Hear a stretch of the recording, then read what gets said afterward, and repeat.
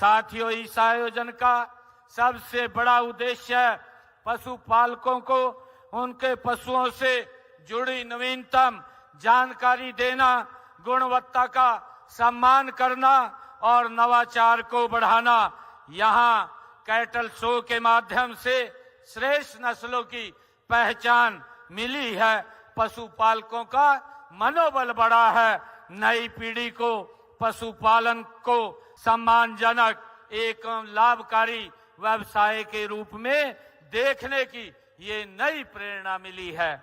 साथियों, आधुनिक पशु आहार, टीकाकरण और रोग नियंत्रण, प्रजनन तकनीकी और डिजिटल सेवाओं की जानकारी से आप पशुपालक और अधिक विकसित बनेंगे, ये हमारी सरकार का उद्देश्य है। साथियों, यह हमारे लिए ये गर्व की बात भी है कि देश के 2.1% दुधारू पशु हरियाणा में हैं। साथियों, देश के दूध उत्पादन में हमारा हरियाणा का योगदान ये 5.19% से ये अधिक है।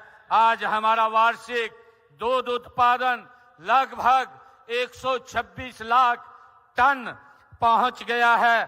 साथियों, मुझे खुशी है कि राज्य की प्रति व्यक्ति ये प्रतिदिन दूध उपलब्धता 1128 ग्राम है।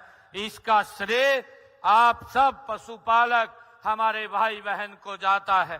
साथियों, आज हम देश के यशस्वी प्रधानमंत्री आदरणीय नरेंद्र मोदी जी के कुशल नेतृत्व में आत्मनिर्भर भारत के संकल्प के साथ हम हरियाणा को गति से आगे बढ़ा रहे हैं। ऐसे समय में पशुपालन क्षेत्र की भूमिका भी और अधिक ये महत्वपूर्ण हो जाती है, जब दूध उत्पादन, मूल्य संवर्धन और निर्यात संभावनाएं और स्टार्टअप संस्कृति, इन सभी में अपार अवसर हैं। साथियों, मुझे खुशी है, आप सब जानते भी हैं कि अधिक पैदावार के लिए रासायनिक खादें, खरपतवार नाशकों और कीटनाशकों का हम अंधाधुंध प्रयोग किया है। इससे जमीन, हमारी जल और वायु प्रदूषित हुए हैं। पशु पक्षियों और अन्य जीवों के स्वास्थ्य पर भी इसका बहुत बुरा असर पड़ा है। हम सब जानते हैं कि इन सभी समस्याओं का हल हमारी प्राकृतिक खेती है। इसमें अधिकतर कार्य प्रकृति द्वारा स्वयं ही किया जाता है। साथियों, हमने प्राकृतिक खेती को बढ़ावा देने के लिए वर्ष 2022 में प्राकृतिक खेती योजना उसका शुभारंभ किया था और इसके तहत प्राकृतिक खेती पर एक पोर्टल उसको भी शुरू किया गया है। इस पोर्टल पर हमारे किसान अपना पंजीकरण करवाते हैं। साथियों, हमने वर्ष 2025-26 के दौरान 1 लाख एकड़ क्षेत्र में प्राकृतिक खेती करने का लक्ष्य निर्धारित हमारी सरकार ने किया है। हमने कृषि एवं किसान कल्याण की 53 एकड़ 4 कनाल भूमि पर प्राकृतिक खेती करने का निर्णय भी हमारी सरकार ने लिया है।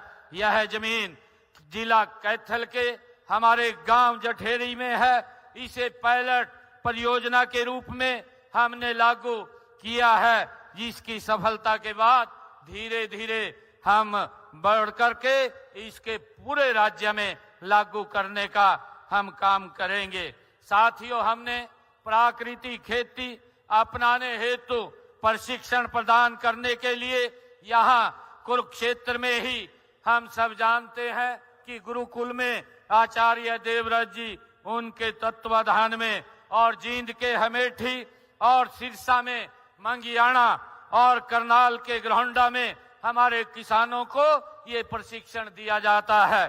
साथियों, गुरुकुल कुरुक्षेत्र के प्रशिक्षण केंद्र में प्रगतिशील किसानों को प्रशिक्षण देने के लिए हमने सलाहकार, राज्य सलाहकार की भी नियुक्ति की गई है।